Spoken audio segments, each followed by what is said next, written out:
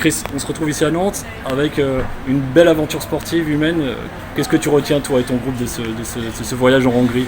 Beaucoup de choses, c'est très dense. C'est beaucoup de travail, beaucoup de satisfaction, beaucoup de joie, beaucoup de fatigue aussi, mais hyper satisfait de ce que les filles ont produit. Et en fait, je leur disais hier, il faut voir d'où on part, quoi. Ça fait 1 an et demi, presque 2 ans qu'on a commencé l'aventure ensemble. On l'a commencé au premier tour, on va dire même pas académique, mais local.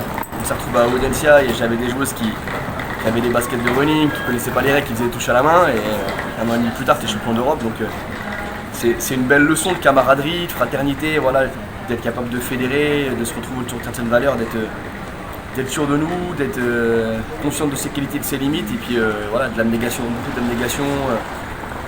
Avec un poil de malice aussi, du talent dans l'équipe, voilà, on a fait le boulot et je leur disais, elles ne se rendent pas encore compte, mais c'est vraiment exceptionnel ce qu'elles ont produit. Ça n'arrivera pas de sitôt une seconde fois, je pense, donc c'est vraiment très très fier de tout ça. Avant de partir, tu me confiais que toi-même tu connaissais cette expérience universitaire en tant que joueur, toi tu l'as vécu, hein, c'est ça? Moi je l'ai vécu plusieurs fois et pour la dernière fois je l'ai vécu il y a 15 ans, tu vois. Donc ça date. À l'époque, certains joueurs ou joueuses étrangers sont maintenant coachs dans d'autres équipes, donc j'ai retrouvé aussi du monde, mais de l'autre côté de la barrière, c'était chouette.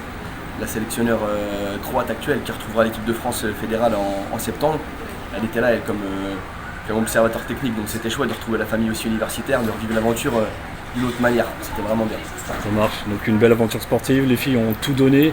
Chaque match était il y a beaucoup de matchs où il y a eu beaucoup à l'arraché, je pense à l'Espagne notamment, en finale aussi contre les Ukrainiennes, c'est aussi ça le futsal. C'est les 2 matchs un peu référence, hein, effectivement, Espagne et Ukraine, avec le Portugal, qui avait un effectif un peu plus hétérogène, mais sinon c'est vrai qu'Espagne, Portugal, Ukraine c'est le top 3 européen, et Espagne et Ukraine ça a été 2 matchs qui se sont joués à des détails. Donc c'est là où on a été fort, dans la capacité à rester lucide, patient, à mettre de nos émotions en tout temps. C'est vraiment constructif, je pense, humainement, de vivre ça. Là, on a été 10 jours ensemble, pardon. Et c'est de l'amitié pour toute la vie, c'est des souvenirs pour toute la vie, et puis c'est des épreuves. Hein.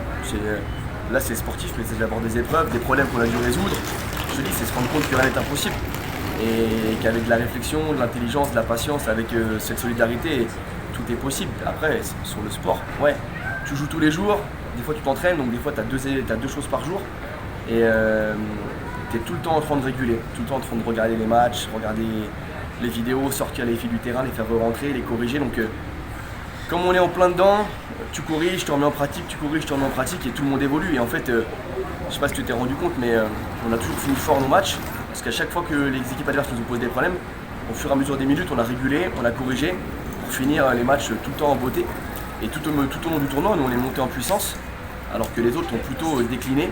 Parce qu'ils sont restés stables sur ce qu'ils ont proposé et ils se sont épuisés physiquement et nous on a su trouver les ressources, donc ça c'est vraiment chouette. Et tu vois, j'avais pas pensé avant, mais quand je parlais de l'effectif, ce qui est vraiment cool, c'est que sur la finale finalement on n'est pas bien, et c'est au moment où on n'est pas bien et qu'on décide de faire participer les joueurs qui ont moins de temps de jeu pour apporter de la fraîcheur, pour remettre du dynamisme, pour aller chercher plus haut, c'est là que le match bascule.